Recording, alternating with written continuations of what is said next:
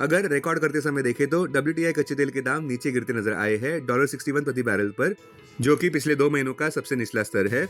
फिलहाल राष्ट्रपति Donald Trump ने पुतिन को धमकी देते हुए ये कहा कि उन्हें काफी सीवियर कॉन्सिक्वेंसेस का सामना करना पड़ सकता है अगर उन्होंने यूक्रेन वॉर खत्म नहीं की तो।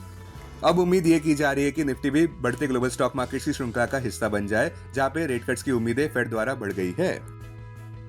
अपने दिन की शुरुआत समझदारी से करें। महत्वपूर्ण खबरें और दुनिया भर के स्टॉक मार्केट्स पर विश्लेषण के लिए इस वीडियो को अंत तक देखना न भूलें। Market trends, global cues positive. कल के व्यापार में विदेशी संस्थागत निवेशकों ने 3,644 करोड़ रुपए के शेयर्स बेचे, जबकि घरेलू संस्थागत निवेशकों ने 5,623 करोड़ रुपए के शेयर्स खरीदे।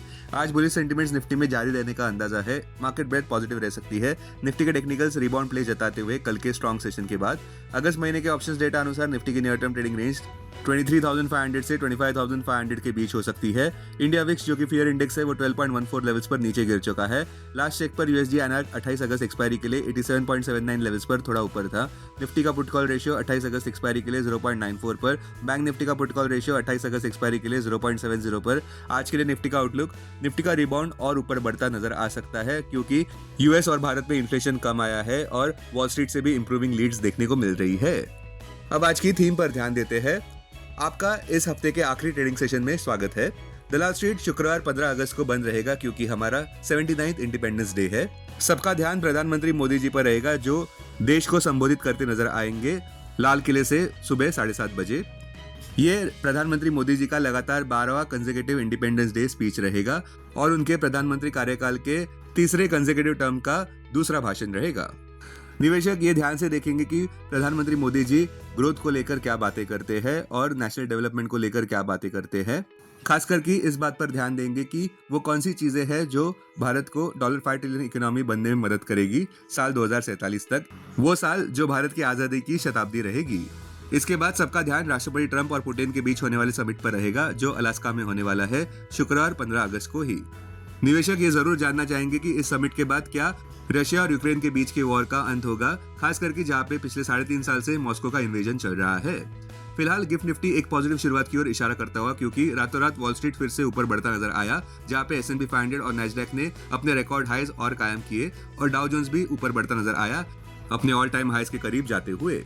पॉजिटिव कैटलिस्ट ये है कि स्ट्रीट ये मानकर चल रही है कि मल्टीपल रेट कट्स देखने को मिलेंगे फेडरल रिजर्व द्वारा साल 2025 में।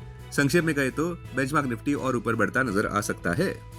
अब टेक्निकली अगर देखें तो निफ्टी क्लोजिंग प्राइस 24,619, सबसे बड़ा इंटरडे सपोर्ट निफ्टी के लिए 24,333 मार्क पर, क्लोजिंग बेसिस अनुसार इमीडिएट रेजिस्टेंस 24,857 मार्क पर। आज की ट्रेडिंग रेंज 24,500 से 24,800 के बीच हो सकती है, bias positive. Bank Nifty closing price 55,181, bank Nifty का सबसे बड़ा इंटरडे सपोर्ट 54,700 मार्क पर, बैंक निफ्टी का सबसे बड़ा रेजिस्टेंस 55,900 मार्क पर।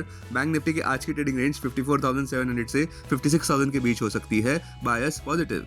स्टॉक मार्केट खबरों में कल के व्यापार में निफ्टी में रिबाउंड तो देखने को मिला, किंतु अपसाइड कैप होती नजर आई, क्योंकि अभी भी भारत पर ट्रंप के टैरिफ्स लागू है। निफ्टी अभी भी अपने 21 डीए में 24,803 और उसके 50 डीए में 25,023 मार्क के नीचे व्यापार करता नजर आ रहा है।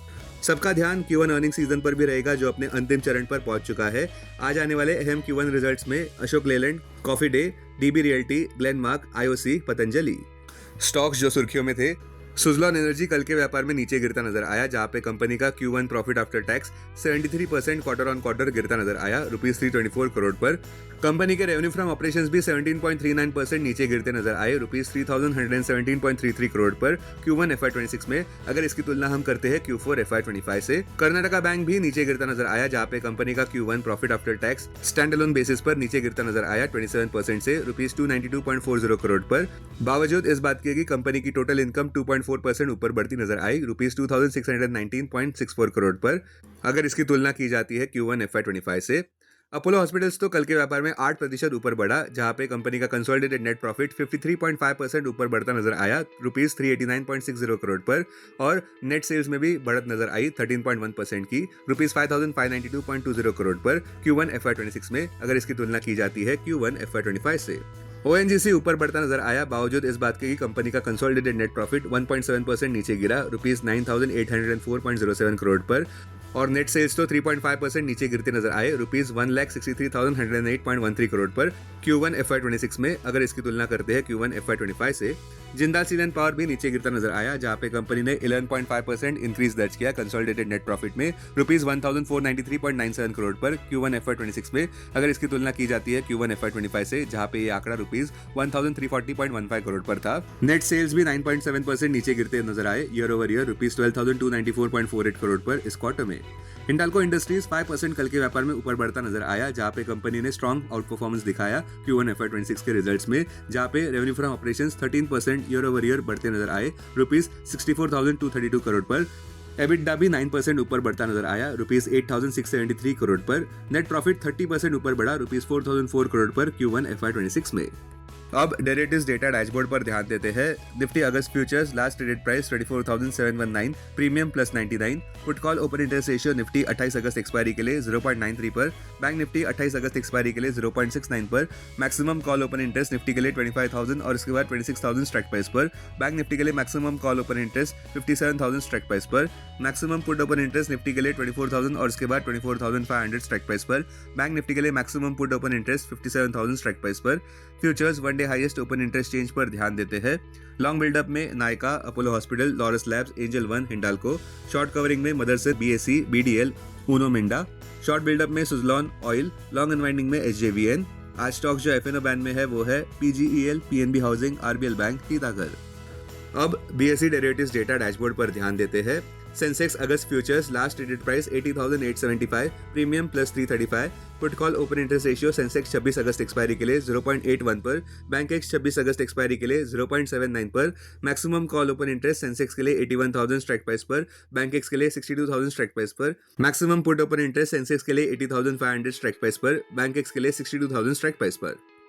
Sensex closing price 80,540। सबसे बड़ा इंटरडे सपोर्ट सेंसेक्स के लिए 80,100 मार्क पर क्लोजिंग बेसिस अनुसार। इमीडिएट रेजिस्टेंस 81,500 मार्क पर। आज की ट्रेडिंग रेंज 80,300 से 81,500 के बीच हो सकती है। Buyers positive. Investments in security markets are subject to market risk. Read all the related documents carefully before investing. This content is purely for information and educational purpose only and in no way to be considered as an advice or recommendation.